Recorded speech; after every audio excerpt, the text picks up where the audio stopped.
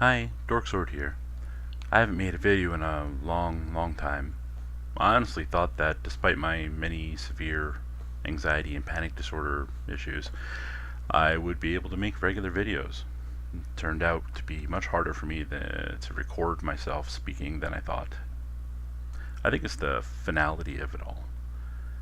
I speak out loud, and once my anxiety ebbs, I begin to speak rapidly, often jumping from topic to topic, and most frightening to me, I don't have much of a filter when I speak. Things I'd rather keep to myself, things that are embarrassing, or things that will make others feel uncomfortable, they sort of just come out. Verbal diarrhea, my mom used to call it. Not a wonderful mental image. If you want, I'll give you a second to ponder that image. Gross, right? I don't know. I always picture it. Maybe I'm just, visual that way. Anyway, moving on. So speaking in these videos was too much, so I stopped for quite some time. Mostly commenting on YouTube and Twitter as Dorksword, while doing my more serious and personal stuff on other parts of the internet under different names. I realized that I could always just say what I want in these videos and edit it later, but that, as it turns out, is a lot of work and really slows me down. What I discovered at the time is that I'm far faster at communicating my thoughts and ideas through the written word, so to speak. I had been wasting a lot of good material, in my eyes at least. Most of the stuff I write isn't even viewed, as everybody knows. If you aren't one of the first posters on a video, you tend to get buried, especially if there's a lot of commenters. So even if it never bothered me when I would post just a simple, hey, great video, or the more common, hey, your video's bleeping terrible, suck my bleep, you bleeping bleep hole. Self-bleeping services by me. If you'd like to hire me for my profanity editing work, please email me at bleep@bleep.bleep. Those posts being buried never bothered me, obviously. So when I started writing comments that at first ran into the character limit on YouTube comment section posts, did you even know they had a limit? Because I didn't. I began to delete much of the post and edit it down just to make it fit. And so there was walls of text that completely deserved the critique of too long, didn't read, or teal deer if you're nasty. Well, that was bad enough. Who was going to read a post that long anyway, right? Was what I said worth reading? Well, it got much worse. I began posting comment section threads. Yes, using the full character limit that is already far too long for a comment section post as it is. I began making threads that were 2, 3, even 4 full comment pages of just walls of text. I had a problem. Meanwhile, at the Hall of Justice, channeling old episodes of Super Friends there, I think. Meanwhile, at Twitter, I was posting threads of epic length, likely causing any people following me to have their feeds cluttered with my ramblings and nonsensical words.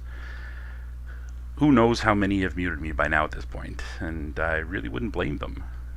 So my YouTube videos weren't working out, as I mentioned before, though another reason was that my animator, my best friend, was diagnosed with a very serious illness, which, on top of many other ill effects that she suffers, it causes her a tremendous amount of pain, making drawing something she has always loved doing, and is my completely biased, yet still completely accurate, I assure you, opinion, that she is very good at. The constant pain and illness caused by her condition is made really all the more tragic by the fact that she's very artistically talented and professionally trained in 3D animation.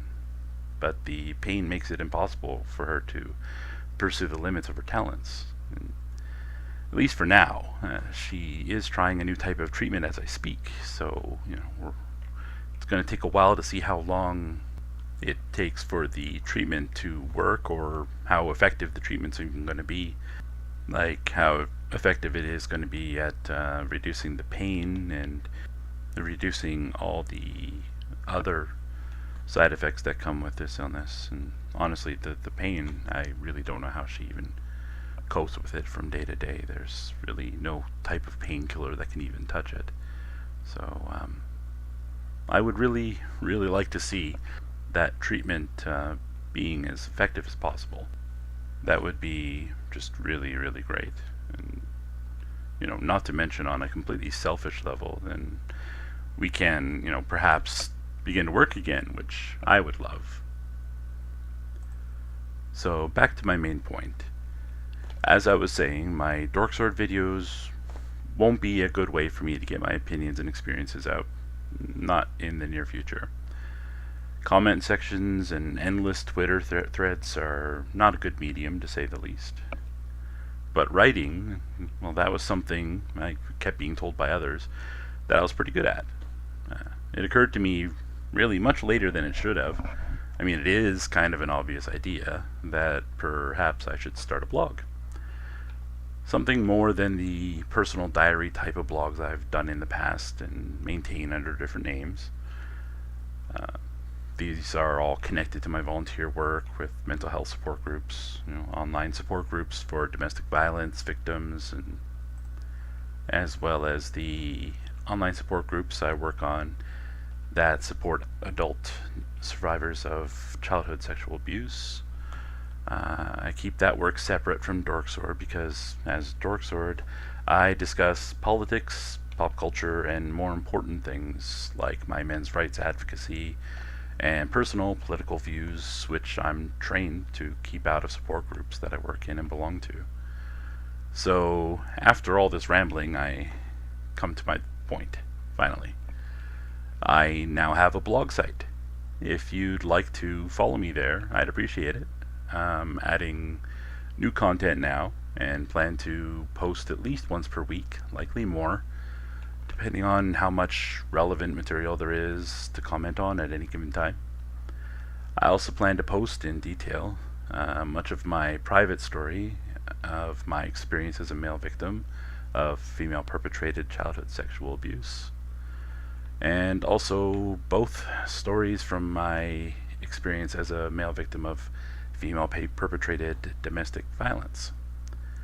I also plan to post detailed explanations of the damage done to me both physically and psychologically, as well as any mental illness I developed that may have actually not been connected to trauma, which it's really hard to know which is caused by what. Even the doctors don't really know. But it's delicate and tangled web, and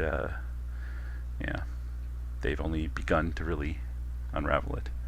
And really, most of the work is done by me, because that's kind of how it works when you have to deal with these things. Anyway, I basically have to post, I'll be posting a lot of very serious things along those lines. I also plan to do my best to keep the posts full of helpful tips and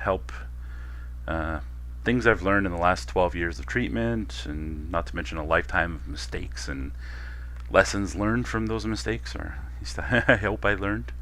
I plan to post funny and dorky things as often as possible, not just to take the edge off for anyone viewing my blog, as it gets pretty dark and serious at times. Nobody wants to see that all the time. But also it can take the edge off for myself. My life is also very dark and depressing, more than most people can possibly imagine. All the more reason for me to find the light, dorky side of things. When I find them, I plan to share them as much as possible. So there it is, my plug for my blog site, www.dorksword.com.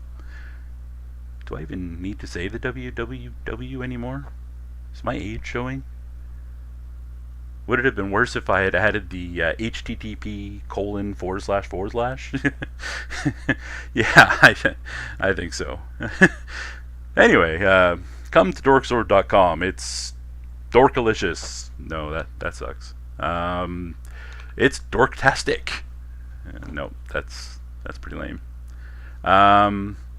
just go to the blog if you want to read about these things, or don't. Uh, though I'm pretty sure that if you don't go to my blog site, there is a good chance you could be possessed by some kind of hentai tentacle monster. And begin terrorizing Japanese schoolgirls, who are all over 18, by the way. Disclaimer. Um, I mean, I can't guarantee that will happen to you if you don't visit my blog site. I do know that I've been to my blog site often, and that fate has never befallen me. So, take the risk if you want to. I'm just saying. Disclaimer: not visiting Dorksword.com will not cause you to turn into a hentai-style tentacle monster. If for some other reason you find yourself turning into a hentai-style tentacle monster, please seek immediate medical attention. Dorksword.com and its subsidiaries, Dorksword, are not legally liable for hentai-style tentacle monster attacks. #MeToo.